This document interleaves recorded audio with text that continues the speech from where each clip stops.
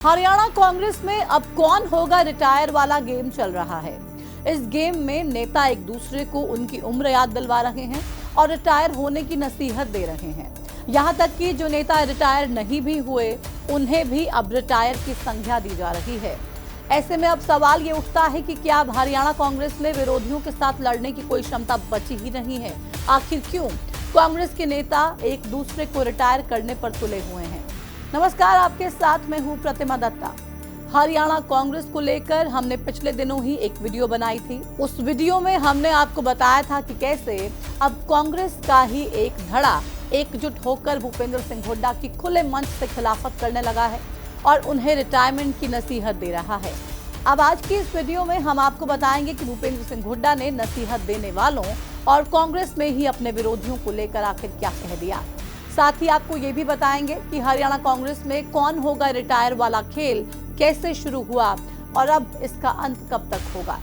तो चलिए वीडियो की शुरुआत करते हैं चौधरी बीरेंद्र सिंह के उस बयान से जिसमें उन्होंने भूपेंद्र सिंह हुड्डा को रिटायरमेंट की बात कही थी। करनाल में 18 सितंबर को एक कार्यक्रम हुआ। इसी कार्यक्रम के दौरान चौधरी बीरेंद्र सिंह ने भूपेंद्र सिंह हुड्डा का जिक्र करते हुए कहा था कि मेरी उम्र हो गई है और भूपेंद्र हुड्डा भी मेरे से 1.5 साल ही छोटा है, इसलिए वो भी जाएगा। हम सभी से शैलजा 15-20 साल छोटी हैं, इसलिए बदलाव की लड़ाई का नेतृत्व बहन करेंगी। इस बयान में बीरेंद्र सिंह सीधे सीधे भूपेंद्र सिंह हुड्डा को ये याद दिलाने की कोशिश कर रहे हैं कि उनकी उम्र हो गई है और अब उन्हें रिटायर हो जाना चाहिए। बीरेंद्र सिंह के इस बयान की चर्चा जहां हरियाणा की सियासत में जोर शोर से होने लगी, तो वहीं भूपेंद्र सिंह हुड्डा के रिटायरमेंट को लेकर भी खूब सवाल जवाब शुरू हो गए। अब इंतजार था तो सिर्फ भूपेंद्र सिंह हुड्डा की चुप्पी टूटने का। इसी बीच 22 सितंबर को रोहतक में भूपेंद्र सिंह हुड्डा ने चौधरी बीरेंद्र सिंह के बयान पर जवाब दिया। हुड्डा अपने जवाब में ये कहते हैं कि बीरेंद्र सिंह हमारे बड़े भाई हैं। मैंने उनकी बात का मान रखा कि वो रिटायर हो गए, लेकिन मैं ना तो रिटायर हूँ और ना ही शायद हूँ।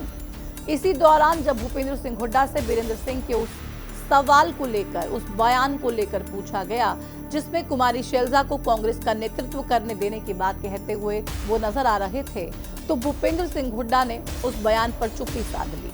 हुड्डा सिर्फ इतना ही बोल पाए कि बीरेंद्र सिंह ने जो बोला वो उनकी अपनी बात है। कुल मिलाकर भूपेंद्र सिंह हुड्डा का ये बयान ये बताता है कि हुड्डा अभी कांग्रेस में ही अपने विरोधियों के साथ लंबी लड़ाई लड़ने की तैयारी करके बैठे हैं। साथ ही ये बयान ये भी दिखाता है कि हरियाणा कांग्रेस की जिस गुटबाजी और खेमेबाजी को हाईकमान बरसों से खत्म करने की कोशिश कर रहा है, वो अब और ज्यादा बढ़ती जा रही है। कांग्रेस नेता राहुल गांधी ने जिला अध्यक्षों की नियुक्तियों के बाद ये गुटबाजी पूरी तरह से खत्म होने की संभावना जताई थी, लेकिन जिस तरह से कुमारी शैलजा, वीरेंद्र सिंह और कुलदीप शर्मा ने अपनी सक्रियता बढ़ा दी, भूपेंद्र सिंह हुड्डा अपने बेटे दीपेंद्र हुड्डा के साथ मिलकर अलग तरीके से सक्रिय हो गए, उससे ये साफ नजर आ रहा है कि गुटबाजी कम नहीं होने वाली है।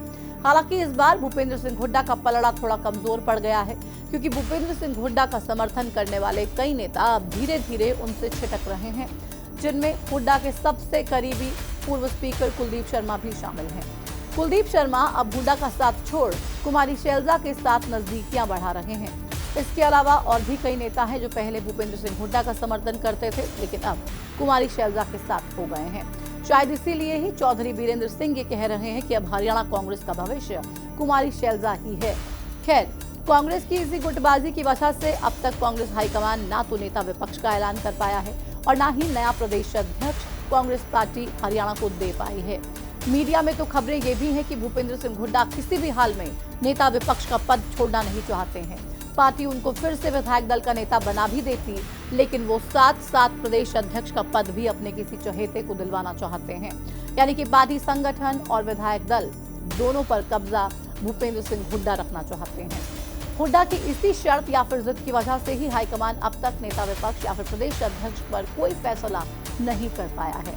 वहीं जब भूपेंद्र सिंह हुड्डा से ये पूछा जाता है कि नेता विपक्ष को लेकर अब तक कोई फैसला आखिर क्यों नहीं हुआ, तो वो ये कहते हुए नजर आते हैं कि हरियाणा में विपक्ष का नेता कांग्रेस के वो 37 विधायक हैं जो विधानसभा में सरकार को जवाब देने पर मजबूर करते हैं।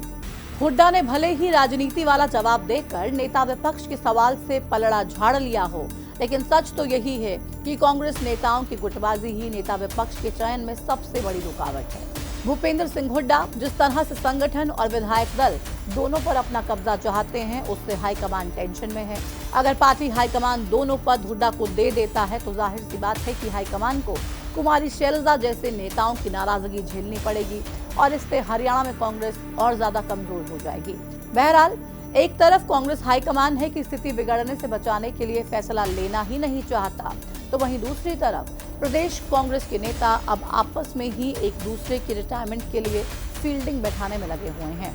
ऐसे में ये तो जाहिर है कि हरियाणा में कांग्रेस का संगठन बन जाने के बाद भी नेताओं की गुटबाजी पार्टी को कमजोर बनाने में कोई कसर नहीं छोड़ रही है। और अगर यही हाल रहता है तो शायद 2029 के विधानसभा चुनाव में भी कांग्रेस को वहीं बैठना पड़ेगा जहां आज वो बैठी हुई है। आपको क्या लगता है, हरियाणा कांग्रेस के नेताओं की ये गुटबाजी उन्हें कितना नुकसान पहुंचाएगी? कमेंट सेक्शन में हमें जरूर बताइएगा। इस वीडियो में फिलहाल इतना ही, मुझे दीजिए इजाजत। नमस्कार।